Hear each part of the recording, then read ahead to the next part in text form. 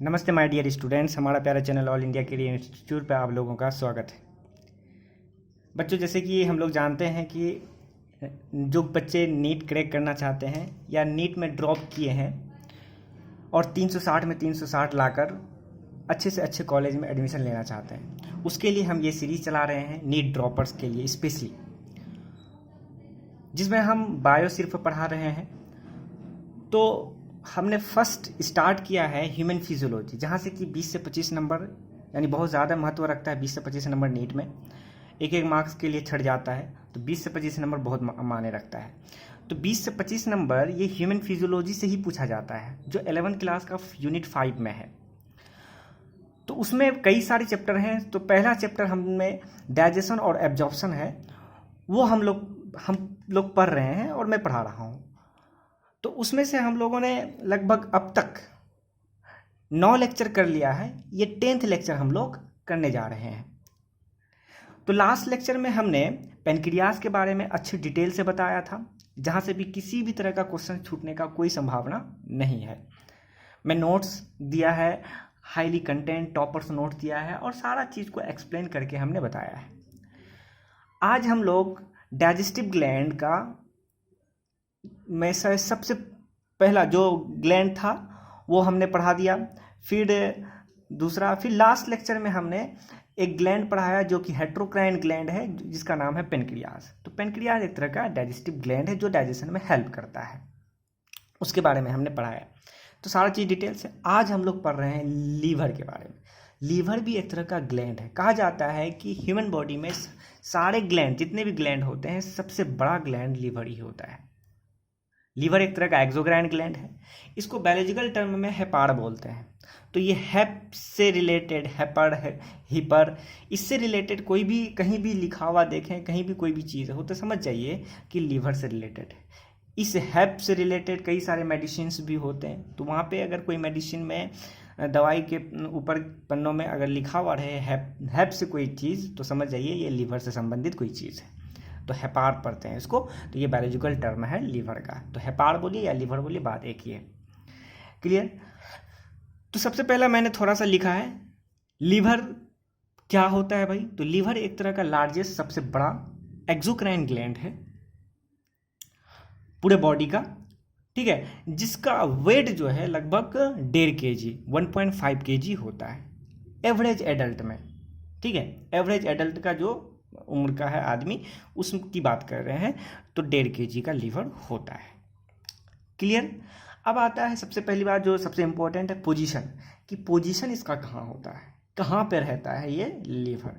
तो कहा जाता है बच्चों, डायफ्राम से जस्ट नीचे, राइट के तरफ थोड़ा ऊपर, इसीलिए मैंने लिखा है upper right side just below the diaphragm. तो आप अपने राइट तरफ जाइए और राइट के जो डायफ्राम है उससे जस्ट नीचे, थोड़ा नीचे जाइए, उससे जस्ट नीचे, वहीं पे होता है ये लीवर। तो इसीलिए कहा जाता है अपर राइट। थोड़ा एब्डोमिनल कैविटी में अगर जाइएगा तो एब्डोमिनल कैविटी में ऊपरी हिस्सा और डायफ्राम के जस्ट नीचे राइट साइड में ये लीवर होता है। कहा जाता है it has high regeneration power. मतलब अगर ये कहीं से अगर टूट गया है या इसको थोड़ा सा काट के निकाल लेते हैं लीवर को, तो ये फिर से रीजेनरेट हो जाता है, फिर से लीवर बन जाता है। इसी वजह से कहा जाता है कि लीवर को आप डोनेट भी कर सकते हैं। अगर आप किडनी डोनेट कर दिए हैं तो किडनी डोनेट कर दिए तो मतलब किडनी आप खो दिए, लेकिन लीवर को अगर डोनेट किए हैं तो लीवर आप नहीं खोइएगा। आप थोड़ा सा टुकड़ा काट के आप डोनेट कर सकते हैं, फिर से आपको लीवर दोबारा फिर बन जाएगा लीवर आपके बॉडी में, और जिसको आप दिए हैं उसमें भी पूरी कंप्लीट लीवर बन जाएगा। तो लीवर ही एकमात्र ग्लैंड है पूरे बॉडी में जो कि जिसके अंदर बहुत ज़्यादा रिजेनरेटिंग पावर होता है। ये अपने आप को खुद से दोबारा निर्माण कर सकता है। ठीक है, अगर लीवर की बात किया जाए तो लीवर का जो यूनिट होता है, लीवर का जो यूनिट होता है बच्चों, उसको लोब्यूल बोलते हैं। तो चाहे तो लीवर पूरा का पूरा लीवर की बात करें या लीवर के यूनिट की बात करें, सब एक मेम्ब्रेन से घिरा होता है, कवरिंग होता है। उस कवरिंग को हम ग्लिसन्स कैप्सूल बोलते हैं। तो लीवर या लीवर के यूनिट जिसको हम लोब्यूल बोलते हैं, वो जिस मेम्ब्रेन से घिरा होता है उसी को हम ग्लिसन्स कैप्सूल बोलते हैं। और ये Glisson's capsule fibrous connective tissue का बना होता है। क्लियर। लीवर में फेगोसाइटिक सेल्स भी होता है, भक्षण कोशिका, जो किसी मैक्रो ऑर्गेनिज्म को या अनवांटेड या फॉरेन पार्टिकल्स को खा जाता है, मार देता है उसको, तो उसी को हम फेगोसाइटिक सेल्स बोलते हैं। तो लीवर में जो वो फेगोसाइटिक सेल्स होता है उसको हम कफर सेल बोलते हैं। ये बहुत इंपॉर्टेंट है। तो लीवर में फेगोसाइटिक सेल जो प्रेजेंट होता है उसको हम कफर सेल बोलते हैं। क्लियर। उसी तरह लीवर को अगर देखिएगा बच्चों, तो लीवर में 2 लोब होता है और दोनों लोब को बांटने वाला एक लिगामेंट होता है, जिस लिगामेंट को हम फल्सीफॉर्म लिगामेंट कहते हैं। दिख रहा होगा बच्चों, इसी वजह से मैंने लिखा है it is divided into 2 principal lobe. 2 principal lobes में डिवाइड होता है लीवर, जिसको सेपरेट करने वाला कौन होता है? एक लिगामेंट, जिसको हम फल्सीफॉर्म लिगामेंट कहते हैं। ठीक है। जो राइट के तरफ होगा उस वाले लोब को राइट लोब बोलेंगे, जो कि बड़ा होता है, ये वाला लोब बड़ा होता है। और जो लेफ्ट के तरफ होगा लीवर का लोब, उस लोब को हम लेफ्ट लोब बोलते हैं, जो कि छोटा लोब होता है, ये बड़ा। तो राइट के तरफ वाला बड़ा होता है और लेफ्ट के तरफ वाला लोब छोटा होता है। इस चीज़ को याद रखिए। जैसे कि मैं आप लोगों से वादा किया हूँ कि कोई भी चीज़ पढ़ाऊँगा तो डायग्राम के बेस पे पढ़ाऊँगा, और डायग्राम के साथ तब मैं उसको सारा चीज़ को एक्सप्लेन करूँगा और रिप्रेजेंट करूँगा, ताकि आपके माइंड में सेट हो जाए, फिर दोबारा पढ़ने की कोई ज़रूरत ना पड़े और सारा क्वेश्चंस आपका लग सके। तो मैं छोटा सा एक बस रिप्रेजेंट करने के लिए एक लीवर बनाना चाहता हूँ, उसको देखिए। ठीक है। अब देखिए बच्चों, मान लेते हैं कि ये डायफ्राम है। ठीक है। जो थोरेसिक कैविटी और एब्डोमिनल कैविटी के बीच में होता है, थोरेसिक कैविटी थोड़ा अंदर घुसा होता है, ये डायफ्राम जो मसल्स का बना होता है। ठीक है। और अभी भी बताया, राइट के तरफ डायफ्राम के जस्ट नीचे ये लीवर होता है, और लीवर में कितने लोब? 2 लोब। तो जरा मैं बनाऊं लीवर, ये देखिए।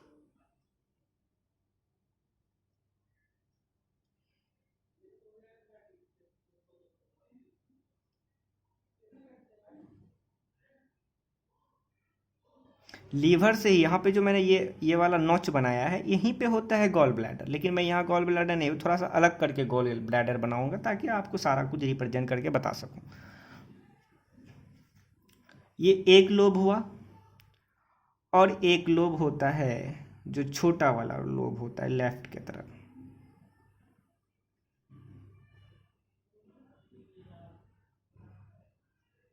ये छोटा वाला लोब हो गया। ठीक है। ये हो गया आपका राइट लोब, और ये हो गया आपका लेफ्ट लोब। क्लियर।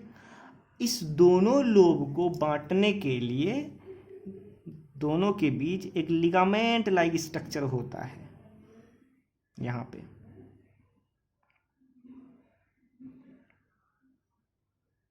ठीक है। बस समझ जाइए कि ये एक लिगामेंट जो दोनों को सेपरेट कर रहा है, इसी लिगामेंट को बोलते हैं बच्चों, कौन सा लिगामेंट? फल्सीफॉर्म लिगामेंट। फल्सीफॉर्म लिगामेंट। क्लियर। ठीक है। देखिए बच्चों, अभी अभी मैंने बताया था कि लीवर के यूनिट को हम लोब्यूल बोलते हैं, यानी बहुत छोटे छोटे छोटे छोटे छोटे लोब्यूल से बना होता है। क्या यूनिट मतलब? क्या वह चीज़ जो किसी चीज़ का सबसे छोटा पार्ट हो, उसी को हम यूनिट बोलते हैं। तो लीवर का सबसे छोटा वाले पार्ट को ही तो लोब्यूल बोलते हैं, यानी बहुत छोटे छोटे लोब्यूल से ही बना होता होगा लीवर। जी हाँ, मैं आपको बता देता हूँ, वो जो लोब्यूल होता है वो हेक्सागोनल स्ट्रक्चर का होता है, बिल्कुल ऐसा।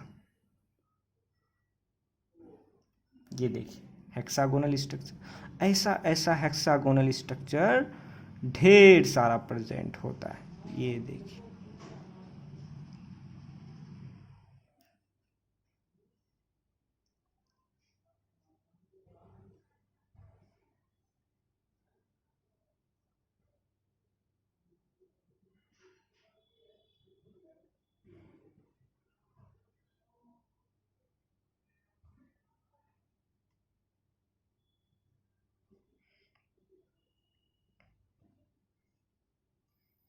पूरे लीवर में, राइट में भी लेफ्ट में भी, पूरे लीवर में ये हेक्सागोनल स्ट्रक्चर। तो ये हेक्सागोनल स्ट्रक्चर एक तरह का सेल्स है बच्चों, जिसको हम लोब्यूल कहते हैं।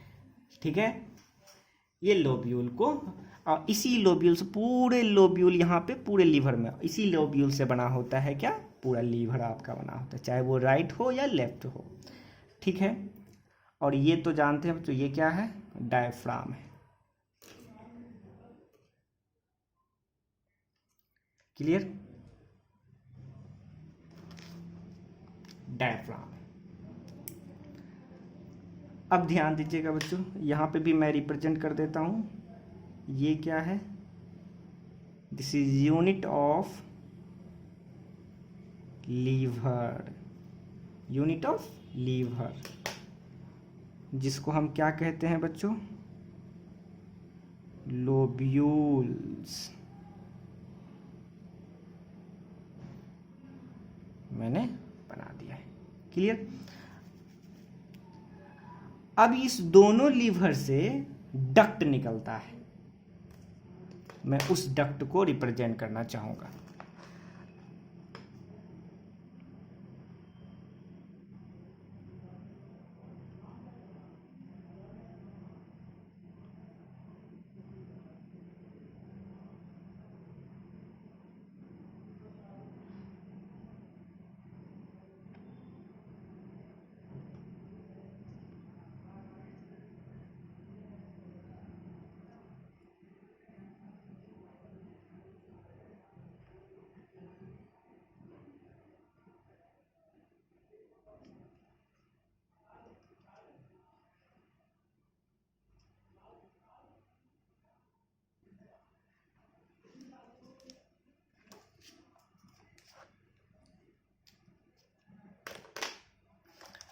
ये राइट के तरफ से भी एक डक्ट निकला और लेफ्ट के तरफ से भी डक्ट निकला, और दोनों डक्ट जाके फिर मिल गया।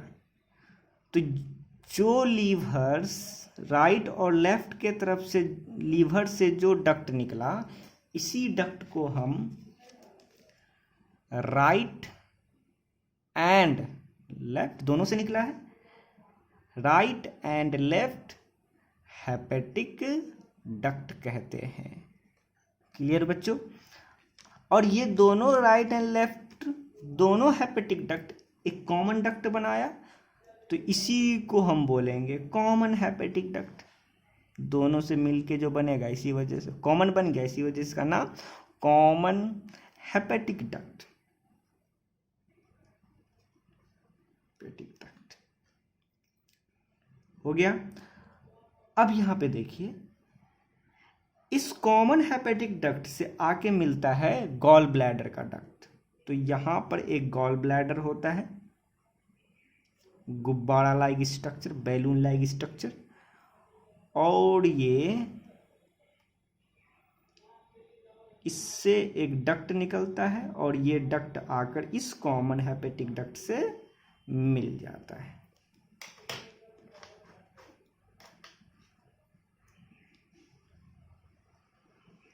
मिल गया। ये जो बाइल, ये गॉल ब्लैडर है, ठीक है, और गॉल ब्लैडर के अंदर वाले पोर्शन पे इपिथेलियम सेल से कवरिंग होता है। ये इपिथेलियम सेल्स, यहाँ पे जो गॉल ब्लैडर में जो बाइल जूस जमा होता है, तो बाइल जूस में जो फ्लूइड होता है, वाटरी वाला सब्सटेंस होता है, उसको क्या करता है, ये सक कर लेता है, एब्जॉर्ब कर लेता है, और फिर कॉन्सेंट्रेट हो जाता है। यानी कि बाइल जूस को कॉन्सेंट्रेशन में हेल्प करता है ये इपिथेलियम का जो लेयर है, जो बाइल गॉल ब्लैडर के अंदरूनी वाले इनर मोस्ट लेयर में क्या होता है, कवरिंग किया हुआ रहता है। और इसका मतलब कि बाइल जूस कॉन्सेंट्रेट फॉर्म में सीक्रेट होता होगा। जी हाँ बच्चों, कॉन्सेंट्रेट फॉर्म में सीक्रेट होता है। और बाइल जूस गॉल ब्लैडर जो सीक्रेट करता है किसके द्वारा, एक डक्ट के द्वारा, जिस डक्ट को हम क्या बोलते हैं, सिस्टिक डक्ट। ये याद रखिएगा बच्चों, सिस्टिक डक्ट, गॉल ब्लैडर के डक्ट को सिस्टिक। अब यहाँ पे देखिए बच्चों, अब यहाँ से क्या होगा, यही डक्ट के थ्रू बाइल जूस क्या करेगा, सीक्रेट होगा। अब ये सिस्टिक डक्ट और कॉमन हेपेटिक डक्ट दोनों आपस में मिलकर ये कॉमन, फिर जो है एक दोनों मिलकर एक कॉमन जो है डक्ट बनाया। इस डक्ट को हम बोलते हैं, ये जो कॉमन, इसको बोलते हैं बाइल डक्ट। जो सिस्टिक डक्ट और कॉमन हेपेटिक डक्ट से मिलकर बना है उसको हम बाइल डक्ट बोलते हैं। अब इस बाइल डक्ट में यहां पे इधर पेनक्रियाज रखा हुआ है। पेनक्रियाज के बारे में पिछले लेक्चर में बता दिया हूं बच्चों सारा डिटेल से। ये पेनक्रियाज, ठीक है। अब इस पेनक्रियाज में भी तो डक्ट होता है। अब ये अपना डक्ट क्या करेगा, इस बाइल डक्ट में जाके जोड़ देगा। ये देखिए जोड़ दिया, ठीक है, जोड़ दिया। और फिर आगे क्या करेगा, ये दोनों जुड़कर एक डक्ट बन गया, फिर बन गया। और फिर क्या करेगा, ये जो कॉमन, ये जो डक्ट बना, ये हो गया आपका पेनक्रिया। यहां पे मैं लिख देता हूं पेनक्रिएटिक डक्ट, जो मेन पेनक्रिया, या इसी को हम डक्ट ऑफ विल्सन भी कहते हैं बच्चों, डक्ट ऑफ विल्सन।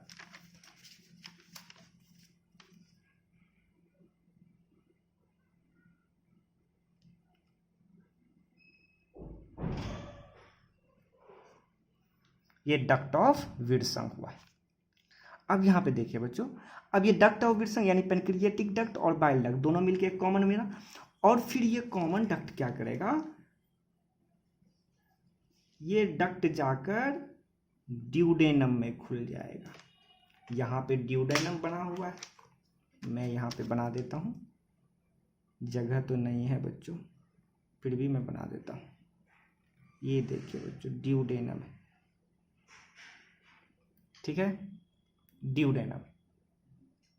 अब ध्यान दीजिए बच्चों, अब क्या हुआ, ये जो है ये वाले डक्ट आकर ये ड्यूडेनम में खुलेगा। और यहाँ पे थोड़ा सा उभार, ये डक्ट में थोड़ा सा ये बड़ा हो जाता है। और फिर यहाँ पे एक स्फिंक्टर लगा होता है, ठीक है। इसके थ्रू क्या करेगा, इधर से आया बाइल जूस, इधर से आया पेनक्रिएटिक जूस, और दोनों जूस आपस में मिलकर क्या करेगा, ये ड्यूडेनम में सीक्रेट कर देगा, ताकि यहाँ पे जो फूड है इस फूड को अच्छे से डाइजेस्ट कर सके आराम से बिना कोई दिक्कत के। क्लियर हो गया। अब मैं आपको रिप्रेजेंट करके सारा कुछ बताता हूँ। यहाँ तो एक स्फिंक्टर लगा तो होता ही है, साथ ही साथ एक स्फिंक्टर यहाँ भी लगा होता है बच्चों। ये देखिए, यहाँ से भी मैं ब्लैक पेन से बना दिया हूँ, पर देखिएगा ये यहाँ भी स्फिंक्टर लगा होता है। ये वाला जो स्फिंक्टर है ये बाइल जूस के सिक्रेशन को कंट्रोल करता है, यानी कितना बाइल जूस निकलेगा, कब निकलेगा, नहीं निकलेगा, उस चीज के कंट्रोल इसी स्फिंक्टर के हाथ में होता है। और ये वाला जो स्फिंक्टर है ये बाइल जूस और पेनक्रिएटिक जूस दोनों को कंट्रोल करता है, यानी कब bile juice pancreatic juice duodenum के अंदर जाएगा, नहीं जाएगा, और कितना जाएगा, उस चीज का ये कंट्रोल या रेगुलेशन ये वाला स्फिंक्टर करता है। यहाँ पे जो स्फिंक्टर जो कि बाइल जूस को कंट्रोल करता है, इस वाले स्फिंक्टर को कहते हैं, यहाँ पे मैं लिख देता हूं, इस वाले स्फिंक्टर को स्फिंक्टर ऑफ बाइडेन कहते हैं। यहाँ लिख देता हूं मैं बच्चों, स्फिंक्टर ऑफ बाइडेन कहते हैं। जो क्या काम करता है बच्चों, यहां ऊपर में मैं लिख देता हूं, इसका काम है control secretion of bile juice, bile juice को कंट्रोल करता है। और यहां पे जो है ये वाला स्फिंक्टर, इस वाले स्फिंक्टर को हम, ये याद रखिएगा बच्चों, ये स्फिंक्टर बहुत ही इंपॉर्टेंट है। इस वाले स्फिंक्टर को हम स्फिंक्टर ऑफ ओडी बोलते हैं, जो कि क्या करता है, ये कंट्रोल करता है सिक्रीशन ऑफ बोथ मतलब यहाँ पे मैं एरो करके लिख देता हूँ, बाइल जूस और साथ ही साथ पेनक्रिएटिक जूस।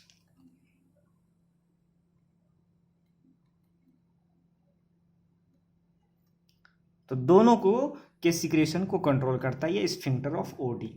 ठीक है, अब यहाँ पे देखिए बच्चों, ये वाला जो स्फिंक्टर, ये तो बाइल डक्ट और पेनक्रिएटिक डक्ट दोनों से मिलकर बना है ना।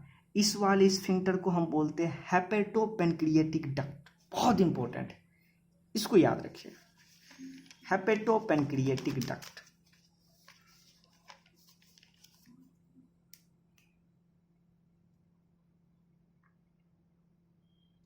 Hepato pancreatic duct, clear. यहाँ पे इस वाले जो कि पेनक्रिएटिक डक्ट और बाइल डक्ट दोनों से मिलके बना है, उसको हेपेटो पेनक्रिएटिक डक्ट बोलते हैं। और ये हेपेटो पेनक्रिएटिक डक्ट आगे चल के ये देखिए गुब्बारा लाइक स्ट्रक्चर बन गया, ये वाला पार्ट, इसको हम एम्पूला बोलते हैं बच्चों, इसको हम एम्पूला बोलते हैं। मैं कहाँ पे रिप्रेजेंट करूँ, यहीं पे कर देता हूँ, इसको हम एम्पूला कहते हैं।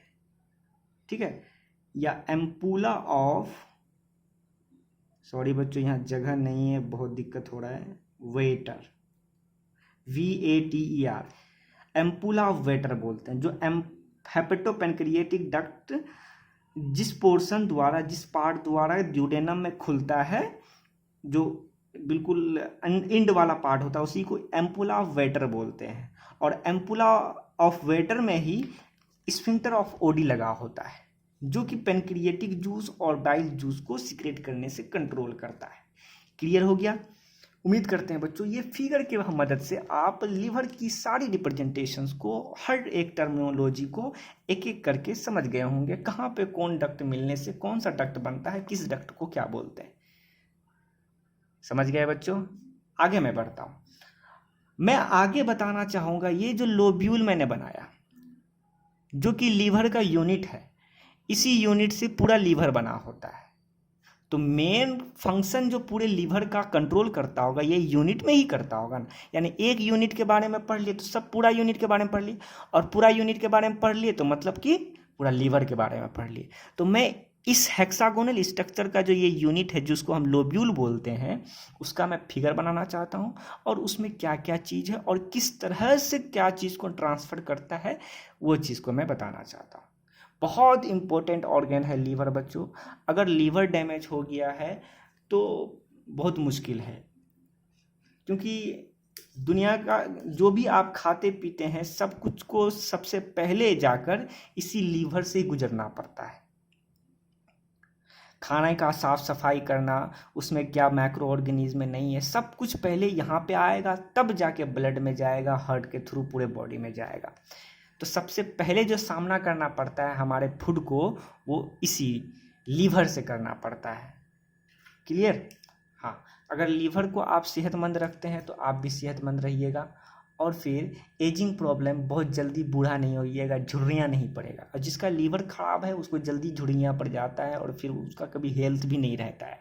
तो इस तरह तो लीवर को हमेशा ठीक ठाक रखा कीजिए, और तेल मसाला, गोश्त मछली वगैरह से बचा कीजिए, ताकि लीवर में ज़्यादा भार ना पड़े, उस पर बहुत ज़्यादा काम वर्क ना करना पड़े, आसानी से वो कर दे। ठीक है, तो इसी वजह से कोशिश कीजिए कि ज़्यादा से ज़्यादा साग सब्जी, हरी सब्जी ही खाएं, और बहुत कम ही मांस मछली पर ध्यान दें। और जो नहीं खाते हैं, नॉन वेज बिल्कुल नहीं खाते हैं, उसके लिए भी प्रॉब्लम है बच्चों, क्योंकि नॉन वेज अगर नहीं खा रहे हैं तो प्रोटीन वगैरह का दिक्कत हो सकता है, और उसका लीवर तो ठीक रहेगा, उसमें कोई दिक्कत नहीं।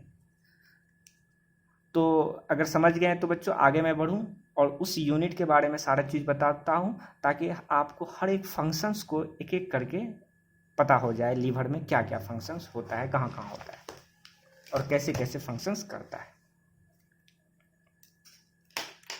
तो सबसे पहला मैं हेडिंग देना चाहूँगा, पोर्टल ट्राइड। पोर्टल ट्राइड बताता हूँ बच्चों, पोर्टल ट्राइड क्या होता है।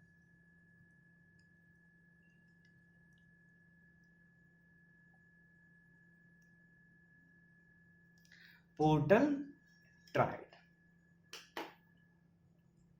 एक लोब्यूल में, यानी यूनिट ऑफ लीवर जिसको हम लोब्यूल बोलते हैं, एक लोब्यूल में 6 पोर्टल ट्राइड होता है। अभी बताता हूं, फिगर बताऊंगा तो आपको समझ में आए। इस चीज को मैं लिख देता हूं। देयर आर 6 पोर्टल ट्राइड, या उसी पोर्टल ट्राइड को ही हम पोर्टल एरियाज भी बोलते हैं। तो पोर्टल ट्राइड या पोर्टल एरिया जो कितने होते हैं? 6 होते हैं, जो कि लोब्यूल्स के हर एक कोने पे होता है। 1/8 ईच कॉर्नर, जो प्रत्येक कॉर्नर पे होता है। किसके? ऑफ दी लोब्यूल, लोब्यूल के। ठीक है, मैं ये लोब्यूल का स्ट्रक्चर बड़ा करके बनाता हूं और फिर उसमें दिखाता हूं ये पोर्टल ट्राइड। तो लोब्यूल का स्ट्रक्चर जैसे अभी मैंने दिखाया था बच्चों, लोब्यूल जो है एक हेक्सागोनल स्ट्रक्चर का होता है, यूं होता है।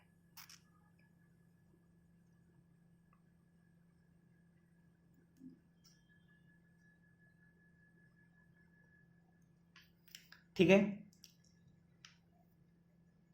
और इसी तरह से ढेर सारा हेक्सागोनल स्ट्रक्चर होगा ऐसे।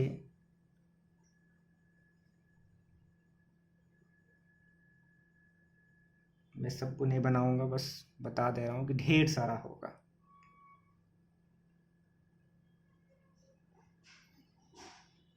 ठीक है, इस तरह से और भी हेक्सागोनल, पर मैं एक ही हेक्सागोनल बनाता हूं ताकि उसी में से समझा सकूं। और ये जो लोब्यूल हो गया, और लोब्यूल को अभी अभी मैंने बनाया कि लोब्यूल्स के प्रत्येक कॉर्नर पे ये पोर्टल्स ट्राइड, या जिसको पोर्टल एरियाज बोलते हैं, वो होता है।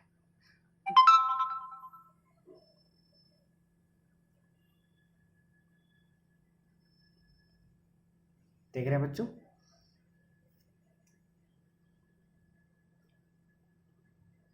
कितने हो गए? 1 2 3 4 5 6, 6 हो गया। तो 6 पोर्टल ट्राइड्स होता है। उम्मीद करते हैं समझ गए होंगे। अब ये जो पोर्टल ट्राइड्स है, इसमें भी देखिए बच्चों, इसमें छोटे छोटे डक्ट होता है। यहां डक्ट, ये डक्ट, ये सर्कुलर नहीं है बच्चों, ये डक्ट है अंदर के तरफ से। ये डक्ट, ये डक्ट, ये डक्ट, इसको भी मैं अभी अल्ट्रा स्ट्रक्चर करके मैं बता दूंगा। ये जो देख रहे हैं इसको हम डक्ट कहते हैं बच्चों।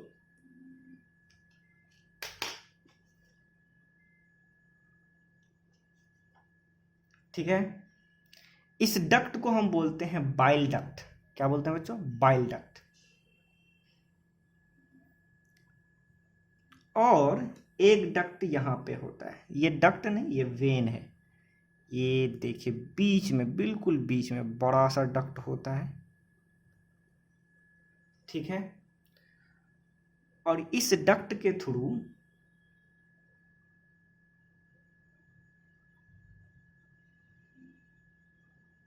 एक कोड होता है यहां से जुड़ा है। मैं कैसे बनाऊं? यहां ऐसे बनाता हूं।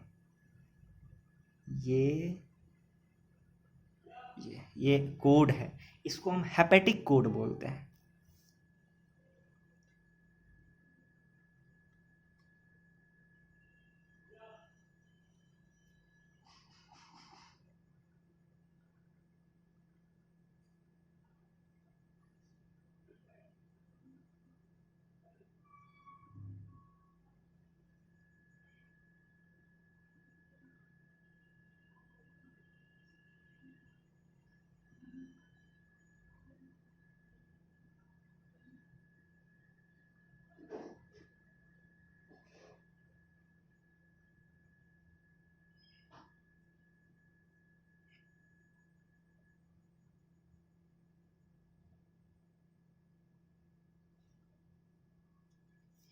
इसको हम हेपेटिक कोड बोलते हैं।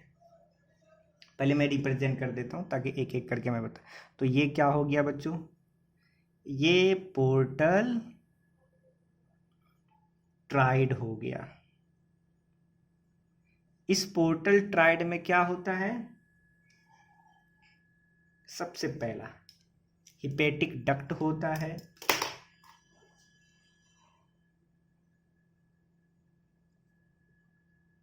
हिपेटिक डक्ट नहीं बच्चों, सॉरी, हिपेटिक आर्टरी होता है, ठीक है, और पोर्टल वेन होता है, और जैसा कि मैंने अभी अभी बताया ये जो है डक्ट, ये बाइल डक्ट है, ठीक है। तो इसमें ये 3 चीज होता है, ठीक है। कौन कौन? हेपेटिक आर्टरी, जैसे कि मैं बताया 1 2 3 बनाया, तो उसमें से एक हेपेटिक आर्टरी है, एक पोर्टल वेन है, और एक बाइल डक्ट है, और पूरे स्ट्रक्चर को मिला के पोर्टल ट्राइड कहते हैं। क्लियर? और ये वाला जो स्ट्रक्चर है इसको हम लोग कहते हैं हिपेटिक वेन, ठीक है। और ये जो स्ट्रक्चर आप देख रहे हैं बच्चों, 1 2 3 6, इस तरह का 6 गो है, इसको हम लोग कहते हैं हिपेटिक कोड। सोचिए बच्चों, एक लोब्यूल में इतने सारे चीज हैं। ये जो हिपेटिक कोड देख रहे हैं बच्चों, इस हिपेटिक कोड के बीच बीच में ये खाली स्पेस है, इस खाली स्पेस को हम सिनोसॉइड्स कहते हैं, ठीक है।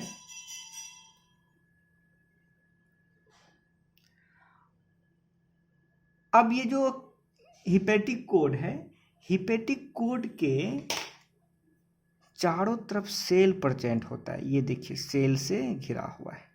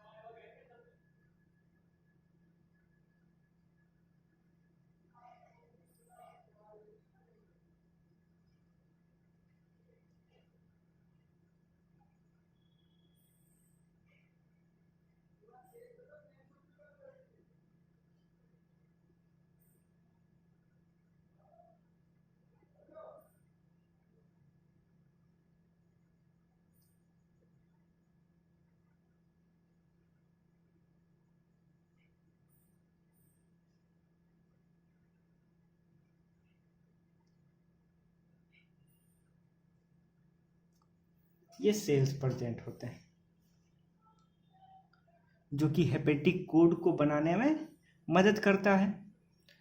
और ये सेल्स, ये जो सिनोसॉइड है यहाँ भी होता है, ये देखिए यहाँ भी प्रेजेंट है, यहाँ भी प्रेजेंट होता है, यानी पूरे लोब्यूल में ये सेल्स प्रेजेंट होता है।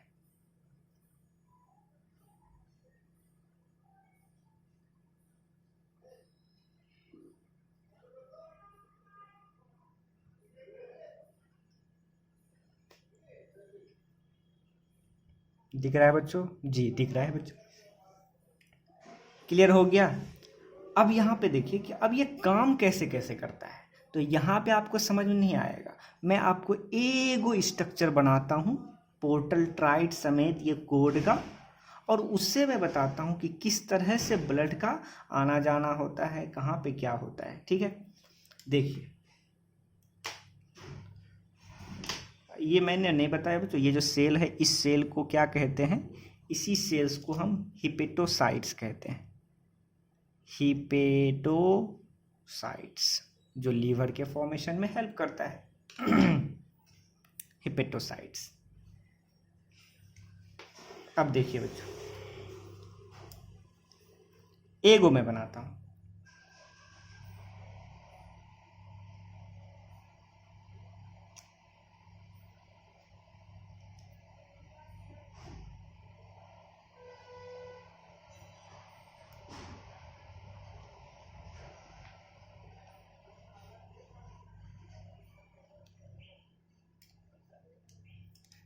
ये तीन देखिए, यहाँ पे भी 3 गो मैंने डक्ट बनाया था ना, तो उसमें से एक डक्ट जिसको बाइल डक्ट, एक गो पोर्टल वेन और दूसरा हिपेटिक आर्टरी कहते हैं। तो वही 3 गो मैंने यहाँ का 3 गो बनाया। अब पूरे को मिलाकर पोर्टल आर्टरी, ये पोर्टल ट्राइड बोलते हैं।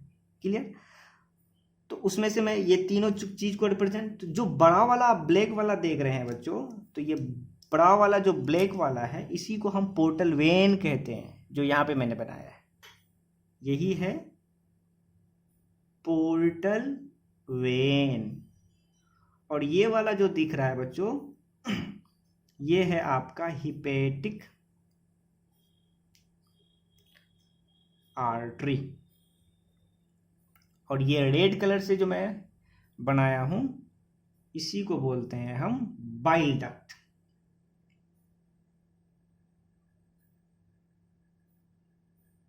क्लियर? जो आगे जाके ये एक डक्ट के थ्रू खुलेगा और इसी से फॉर्मेशन होगा बाइल जूस का। इस तरह से बाइल जूस आएगा। ठीक है? अब देखिए बच्चों यहां पर क्या होता है,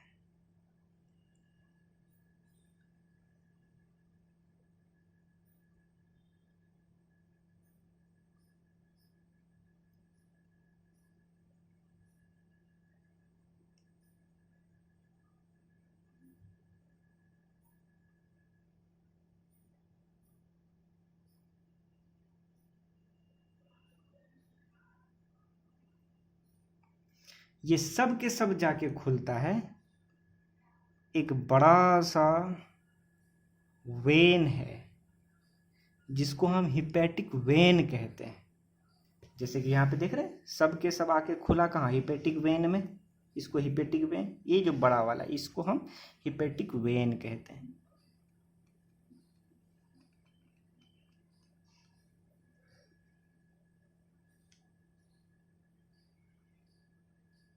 ये हिपेटिक वेन में। ठीक है?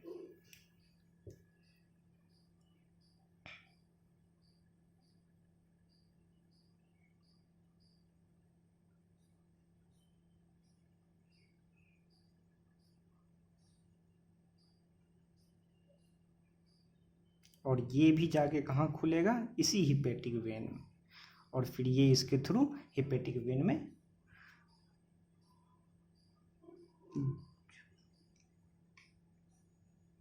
और इसकी कहानी तो बिल्कुल अलग है।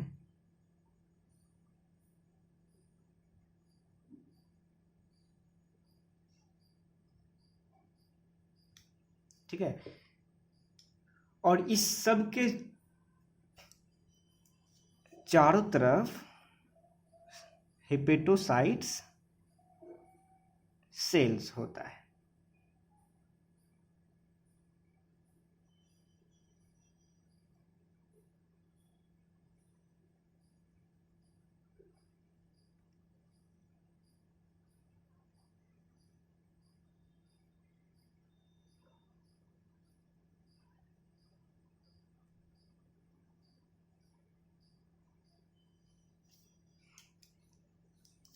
और इसमें भी सेल्स होता है जो कि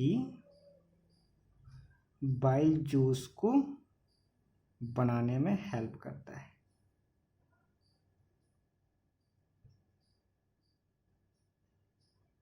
और ये सब के सब लीवर में है। यहाँ पे बाइल जूस बनेगा और ये फिर बाइल जूस बनकर फिर ये सिक्रेट होके बाइल डक्ट के थ्रू गॉल ब्लैडर में चले जाएगा, फिर गॉल ब्लैडर से ड्यूडेनम में चले जाएगा। ठीक है? अब यहाँ पे देखिए बच्चों इस तरह से क्या करेगा, ये पोर्टल वेन के थ्रू ये मान लेते हैं ये ब्लड आएगा, इधर से भी ब्लड, इधर से भी ब्लड, इधर से भी ब्लड, और ये सब ब्लड क्या करेगा हिपेटिक वेन के थ्रू आगे चले जाएगा। ये देखिए इधर से भी आएगा और ये इधर होके इधर से निकल जाएगा। अब इसके बीच बीच में क्या होता है, मैक्रोफेज होता है। ये देखिए मैक्रोफेज, यहाँ भी मैक्रोफेज होगा, यहाँ भी होगा, यहाँ भी होगा, ये होगा। इसी में जो कि अगर इस ब्लड में किसी भी तरह का अनवांटेड पार्टिकल्स है तो ये मैक्रोफेज क्या करेगा, खा जाएगा, उसको मार देगा। ठीक है, तो ये एक मैक्रोफेज है। और लीवर में जो मैक्रोफेज होता है, फेगोसाइटिक सेल्स होता है, उसको हम कफर सेल्स बोलते हैं। ये एक तरह का मैक्रोफेज है। क्लियर हो गया बच्चों? तो ये जो नाली है जिसमें बाइल जूस बनता है, इसी को बाइल केनाली कूली बोलते हैं। और ये जो सेल्स हैं, ये सेल्स क्या है बच्चों, हिपेटोसाइट्स। ये हिपेटोसाइट्स है। ठीक है बच्चों, इस तरह से ये काम करता है। और फिर ये पोर्टल वेन होगा, और ये पोर्टल वेन क्या करेगा, सारे ब्लड को हार्ट में डाल देगा। फिर हार्ट में डाल देगा, ये डीऑक्सीजनेटेड ब्लड जा रहा है, फिर वो हार्ट क्या करेगा, पूरे बॉडी में ऑक्सीजनेटेड ब्लड को सप्लाई कर देगा। और साथ ही साथ इसके थ्रू फिर वापस जो है लीवर में डाल देगा ऑक्सीजनेटेड। इस तरह से काम करते रहता है। अगर आपको पूरे डिटेल स्ट्रक्चर आपको दिखना है तो मान लेते हैं बच्चों, ये एक इंसान है, और इंसान का ये ओसोफेगस, और फिर यहाँ पे स्टमक, और फिर ये स्मॉल इंटेस्टाइन, लार्ज इंटेस्टाइन वगैरह, इस तरह से ख़त्म। ठीक है, मान लेते हैं यहाँ से भी एक डक्ट आया, इधर से भी आया, इधर से भी आया। सब क्या करा कि सारे फूड को एब्जॉर्ब करके ब्लड में डाला, और ब्लड जो है क्या करेगा, सबसे पहले, अभी मैं बताया, सबसे पहले एक हिपेटिक पोर्टल वेन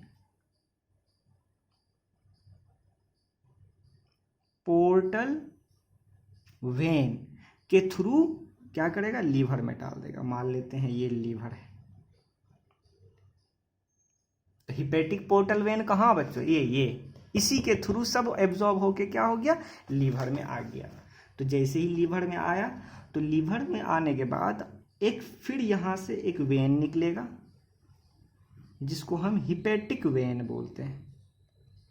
ये देखिए, ये वाला, ठीक है, ये हिपेटिक वेन लीवर से निकला, जो जाके कहाँ जुड़ेगा बच्चों, हार्ट में जुड़ेगा। ये मान लेते हैं हार्ट। और फिर हार्ट क्या करेगा, इधर से, यहाँ से तो गया डीऑक्सीजनेटेड ब्लड, अब इधर से फिर दोबारा वापस लीवर में आएगा ऑक्सीजनेटेड ब्लड, और जिसके थ्रू आएगा उसको हम बोलेंगे हिपेटिक आर्टरी। हिपेटिक आर्टरी ये वाला इसके थ्रू आ जाएगा। इस तरह से कनेक्शन किया हुआ रहता है, इधर से आ जाएगा। और फिर साथ ही साथ ये सारे ब्लड जो ऑक्सीजनेटेड, ऑक्सीजन वाला किया, और ऑक्सीजनेटेड ब्लड को बॉडी में भी डाल देगा, और फिर इस तरह से बॉडी अपने सेल्स में पहुंचा देगा, और सेल्स जो है एब्जॉर्ब कर लेगा।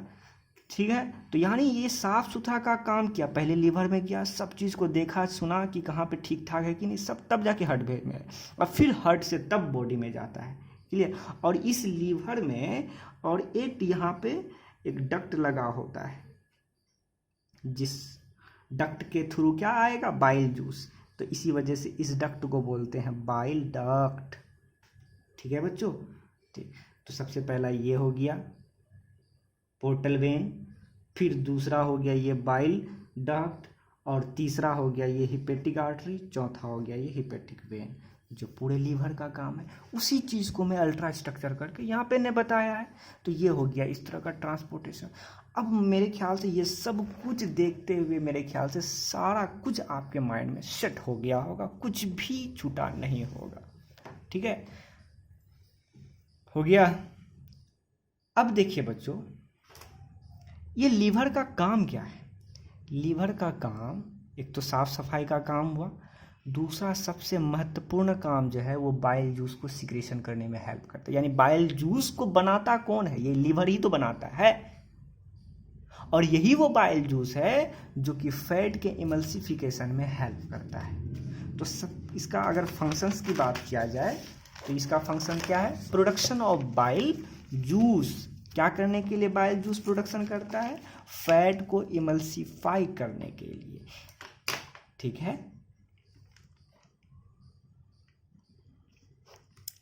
कभी कभी लीवर में चर्बी जम जाता है, तो बहुत ज़्यादा चर्बी खाइएगा, या फिर मान लेते हैं बाइल जूस सीक्रेट नहीं हो पा रहा है, तो वहाँ पे उस शर्त पे लीवर जो है फैट को डाइजेस्ट कर ही नहीं पा रहा है, क्योंकि बाइल जूस नहीं निकाल रहा है, जिसके वजह से पूरे लीवर में फैट जम जाता है।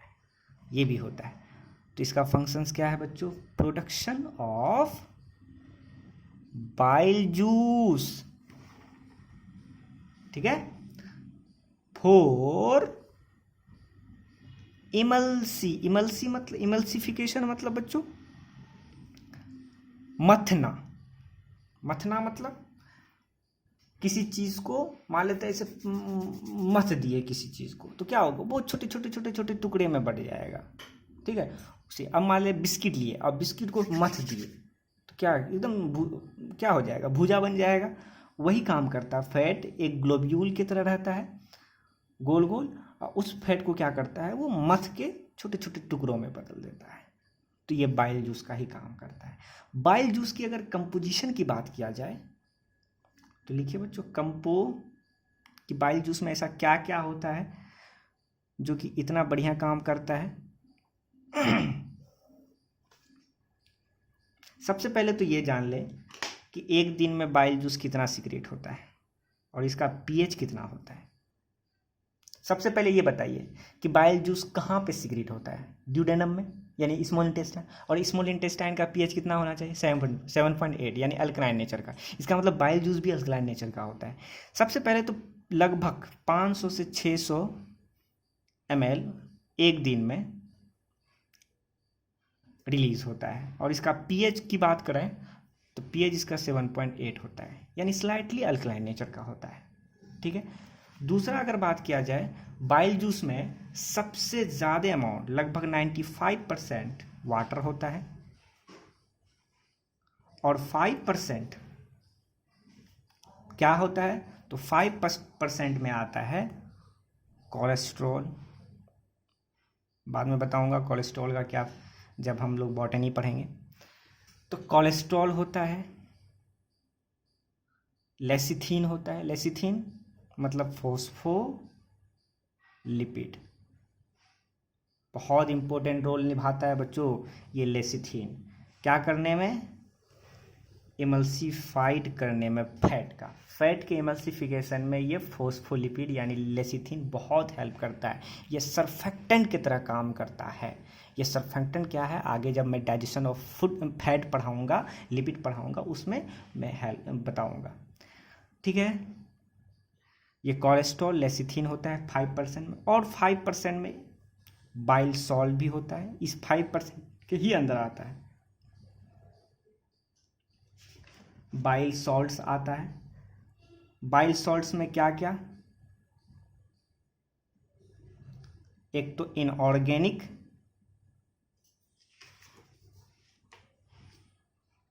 सॉल्ट आएगा। इनऑर्गेनिक सॉल्ट का एग्जाम्पल कौन सा? सोडियम बाइकार्बोनेट, ठीक है। ये सोडियम बाइकार्बोनेट ये पीएच को, ड्यूडेनम के पीएच को मेंटेन करने में हेल्प करता है, जो कि बाइल जूस में होता है, ठीक है। तो मैं लिख देता हूँ यहाँ पे मेंटेन, पहले भी लिखा हूँ ये बात बहुत बार, maintain alkaline pH of duodenum, ठीक है, इसमें हेल्प करता है।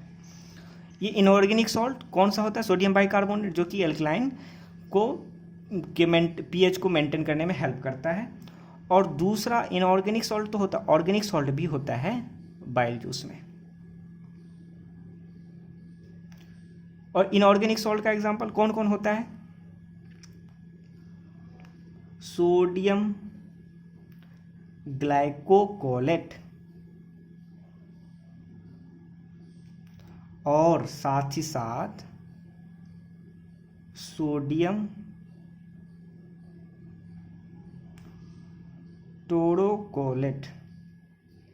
ये दो तरह का ऑर्गेनिक सॉल्ट्स बाइल जूस में पाया जाता है। ये भी बहुत इम्पोर्टेंट रोल निभाता है किसमें, फैट के इमल्सिफाइड करने में, फैट के मथने में, फैट को मथने में बहुत इम्पोर्टेंट रोल निभाता है। ये हो गया आपका कंपोजिशन। इसके साथ साथ एक बहुत इम्पोर्टेंट चीज होता है जिसको हम बोलते हैं बाइल पिगमेंट। ठीक है, ये बाइल पिगमेंट जो होता है ये बहुत टॉक्सिक होता है। ठीक है, ये टॉक्सिक इसीलिए होता है क्योंकि ये हीमोग्लोबिन को ब्रेक डाउन करने में हेल्प तो नहीं बोलेंगे, नुकसान ही पहुंचाता है। क्योंकि हीमोग्लोबिन अगर को ब्रेक डाउन कर रहा है तो मतलब हमारे बॉडी में हीमोग्लोबिन की कमी हो जाएगा।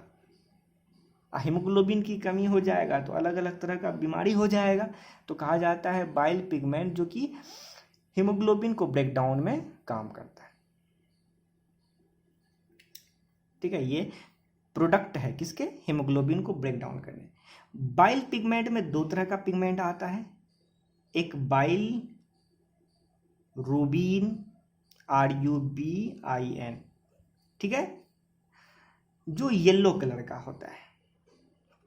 ठीक है, इसी के नहीं सिक्रेशन के वजह से जमा रहने के वजह से, ये बाइलरूबिन के जमा रहने के वजह से क्या होता है, पूरे ब्लड में येलोइश कलर का हो जाता है। और ब्लड येलो होता है तो पूरे हमारा बदन भी, आँख भी, ज़बान भी, टंग वगैरह सब कुछ येलो हो जाता है, जिसका एक ही सिम्टम है जॉन्डिस का। तो ये इसी की वजह से जॉन्डिस हो जाता है। ठीक है, और दूसरा पिगमेंट है बाइलिवर्डिन जो ग्रीन कलर का होता है। ये दोनों टॉक्सिक होता है, टॉक्सिक पिगमेंट है। ठीक है, जो बीमारी पैदा कर देता है हमारे बॉडी में।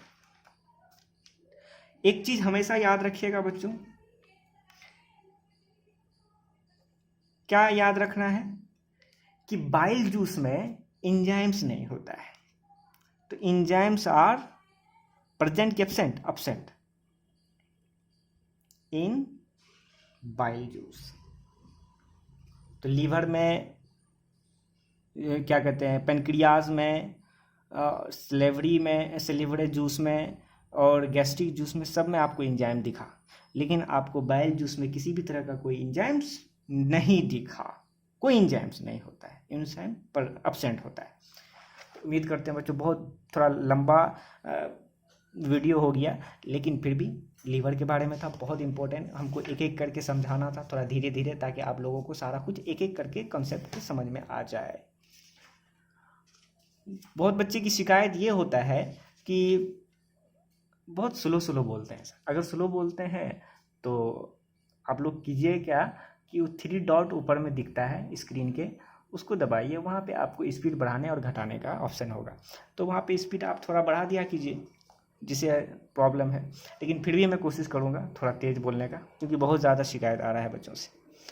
तो थैंक यू सो मच बच्चों, वीडियो के साथ बने रहिए, पढ़ते रहिए और नीट में अच्छे से अच्छे मार्क्स लाकर मेरा नाम और अपना नाम, अपने माँ बाप का नाम रोशन कीजिए और डॉक्टर बन के ज़रूर आइए।